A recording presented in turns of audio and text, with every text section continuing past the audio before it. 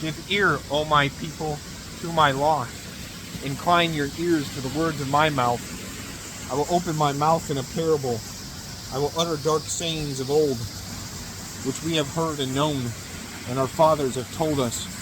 We will not hide them from their children, telling to the generation to come the praises of the Lord, and his strength and his wonderful works that he has done. For he established a testimony in Jacob, and appointed a law in Israel, which he commanded our fathers, that they should make them known to their children, that the generation to come might know them, the children who would be born, that they may arise and declare to them their children, declare them to their children, that they may set hope in God, and not forget the works of God, but keep his commandments, and may not be like their fathers, a stubborn and rebellious generation, a generation that did not set its heart aright, and whose spirit was not faithful to God. The children of Ephraim, being armed and carrying bows, turned back in the day of battle. They did not keep the covenant of God. They refused to walk in his law, and forgot his works and his wonders that he had shown them. Marvelous things he did in the sight of their fathers, in the land of Egypt, in the field of Zoan. He divided the sea, and caused them to pass through, and he made the waters stand up like a heap. In the daytime also he led them with the cloud, and all the night with the light of fire. He split the rocks in the wilderness, and gave them drink in abundance like the depths. He also brought streams out of the rock, and caused waters to run down like rivers. But they sinned even more against him by rebelling against the Most High in the wilderness. And they tested God in their heart by asking for the food of their fancy. Yes, they spoke against God. They said, "Can God prepare a table in the wilderness? Behold, he struck the rock so that the waters gushed out and the streams overflowed. Can he give bread also? Can he provide meat for his people?" Therefore the Lord heard this and was furious. So a fire was kindled against Jacob, and anger also came up against Israel, because they did not believe in God and did not trust in his salvation. Yet he had commanded the clouds above, and opened the doors of heaven, had rained down manna on them to eat, and given them the bread of heaven. Men ate angels' food. He sent them food to the full. He caused an east wind to blow in the heavens, and by his power he brought in the south wind. He also rained meat on them like the dust, feathered fowl like the sand of the sea, and he let them fall in the midst of the seas. And he let them fall in the midst of their camp, all around their dwellings. So they ate and were filled, for he gave them their own desire. They were not deprived of their craving, but while their food was still in their mouths, the wrath of God came against them, and slew the stoutest of them, and struck down the choice men of Israel. In spite of this, they still sinned, did not believe in his wondrous works.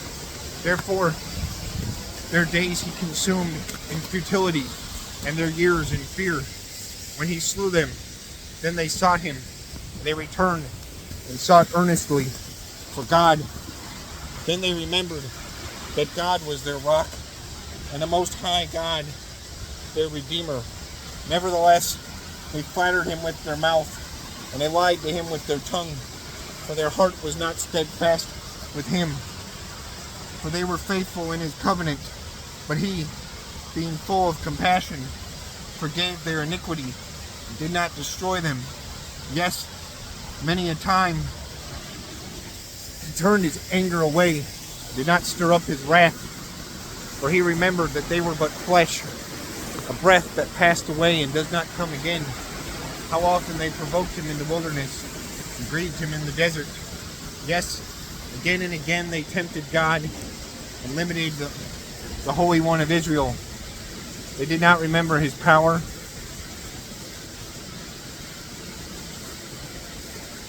the day when he redeemed them from the enemy, when he worked his signs in Egypt and his wonders in the field of Zoan, turned their rivers into blood and their streams that they could not drink. He sent swarms of flies among them, which devoured them, and frogs, which destroyed them. He also gave their crops to the caterpillar, and their labor to the locust.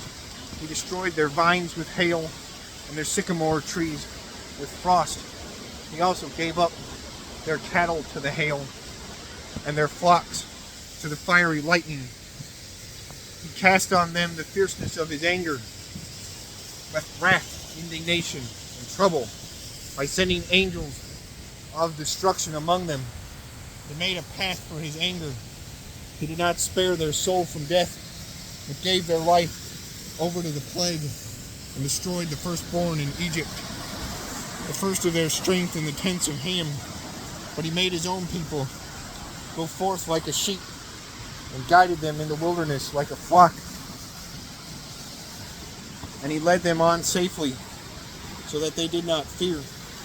But the sea overwhelmed their enemies, and he brought them to his holy border, this mountain, which his right hand had acquired. He also drove out the nations before them, allotted them an inheritance by survey, and made the tribes of Israel dwell in their tents. Yet they tested and provoked the Most High God, did not keep his testimonies, but turned back and acted unfaithfully like their fathers. They were turned aside like a deceitful bow, for they provoked him to anger with their high places, and moved him to jealousy with their carved images. When God heard this, he was furious, and greatly abhorred Israel, so that he forsook the tabernacle of Shiloh, the tent that he had placed among men, and delivered his strength into captivity, and his glory into the enemy's hand. He also gave his people over to the sword, and was furious with his inheritance. The fire consumed their young men, and their maidens were not given in marriage. Their priests fell by the sword, and their widows made no lamentation. Then the Lord awoke as from sleep, like a mighty man shouts because of wine, and he beat back his enemies. He put them